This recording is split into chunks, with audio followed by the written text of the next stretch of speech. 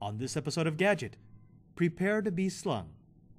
A complete play-shifting HD solution from Sling Media. Stay tuned.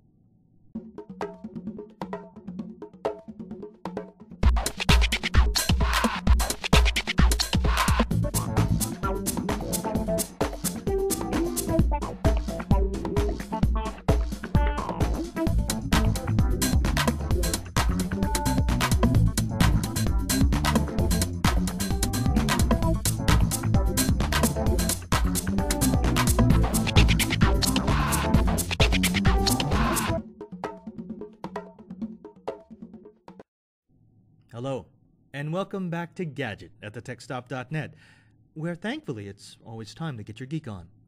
I'm your host, Father Robert Ballecer of the Society of Jesus. That's the California province of the Jesuits. It's a religious order of the Catholic Church, and we're here again in the Center for Apostolic Technology in San Jose, California. Now, thankfully, it's cooled off quite a bit since our last episode, so we don't have to melt the equipment in order to film the shoot. Let's get on to the tech. Now, as you might have guessed, we're talking about Sling Media today. Now, if you've been living under a rock, you may not know what Sling Media is or what they do. Sling Media is a company that makes the Sling Box. It's a place-shifting technology. Now, the idea is you take one of these boxes. This happens to be their newer HD version. It's the Slingbox PRO. And it allows you to stream whatever input you give it over the internet to a client. Now, Sling Media has a Windows client, they have a Mac client, they even have a client that will run on handheld PCs. The back of the Sling Box is where the magic really happens. Not only does it have your standard complement of network and power jacks, but it also has several inputs, including an HD port, a Super Video port, a composite video port, and an RF in so you can feed the internal tuner. Now, what sets this apart from its Sling Box brethren is that it also has outputs. 3 of them to be exact, an RF pass-through, and 2 video outs. This means that you can use the Sling Box HD in your system without having to buy another splitter or a switcher. You have a straight, clean signal path through the Sling Box, so you can go from your source to the streaming media to your TV or your projector. The Slingbox Pro, the HD version, is different because it sends out HD signals. It actually lets you sample with any of those inputs, the video, and send it off to a widescreen 16:9 client.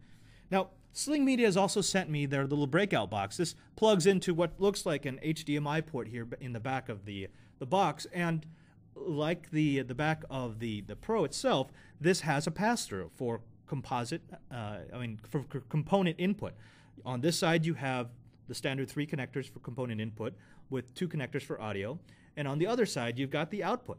And this allows you to insert this into the middle of your high-definition component system and make it sort of just a bump in the line that sends signals to anywhere you'd want to watch it. Now, you may be wondering what all these cables are in front of me. Well, I just wanted to show you that Sling Media goes through great lengths to make sure that you've got everything in the box that you'll need to set up. If you get all 3 of these items, you get not just these, but you also get all of this, and this has everything from the cable connections to the network cables, Super VHS cables, to the standard antenna cables, the component cables, the adapters, the IR connectors, which is what allows the Sling Box to send signals to your DVR or to your set-top box so that it can change channels while you're away. And it's just a complete system. They really want you to be able to use this out of the box, and you can. Now, speaking of all this stuff, we have to discuss these 2 units. This is part of Sling Media's new initiative, which is they want to control, they want to be able to offer you the complete experience from the tuner to your computer. And they know that not all of us have a network port right next to where we have our set-top box or our DVR. So what they have is the Sling Link. And the Sling Link is basically a power line adapter. Here you have the broadcast terminal, so this would plug into your router.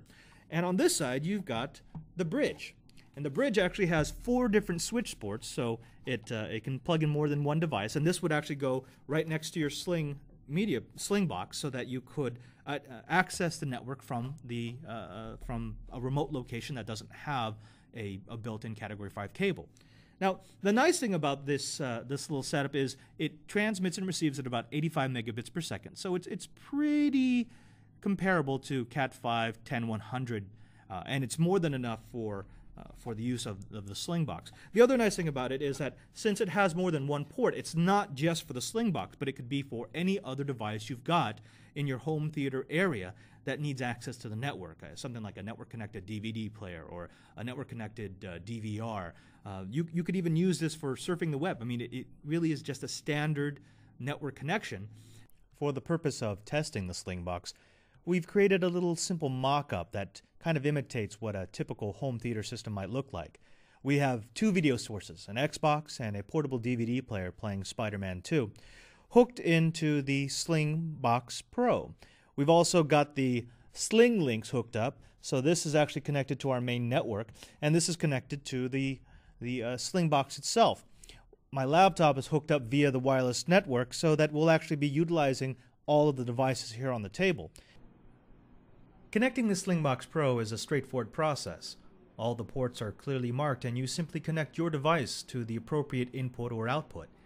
Connecting high-definition devices to your Sling Box Pro is only slightly more complicated. It requires you to use the Slingbox Connect breakout box, and your device must have component outputs. You connect the component video and the RCA audio to the Slingbox Connect, then you plug the Connect into the HD port on the Slingbox Pro. This will give you the best possible streaming experience. Once connected and powered, the Slingbox gives you a visual confirmation that the box is on the network and ready to use. Setting up the Sling Link Turbo is also pretty idiot-proof. The only real problem that you could possibly encounter with setting up the Sling Link is if you try to use a surge strip or UPS between the Sling Links. You must plug the modules directly into the house power system with no power conditioners, surge protectors, or inline devices between them. To set up the Sling Link, you connect the broadcast module to your router or switch, and then connect the power cable to the wall socket. You can then connect the bridge in the same fashion. Once the units have established communication with one another, their front sync indicators will light up. This tells you that you have established a bridge and you're ready to connect your Slingbox to the network. All that's left is for you to connect the Slingbox Pro to the bridge, along with any other Ethernet devices that you may want to connect to your router. After running a few wizards, you're ready to stream video across your network and onto the internet. One of the nicest features of the Slingbox system is that they have a Finder ID, which is communicated back to Sling Media servers. This lets you find your Slingbox without ever having to worry about IP addresses or port settings.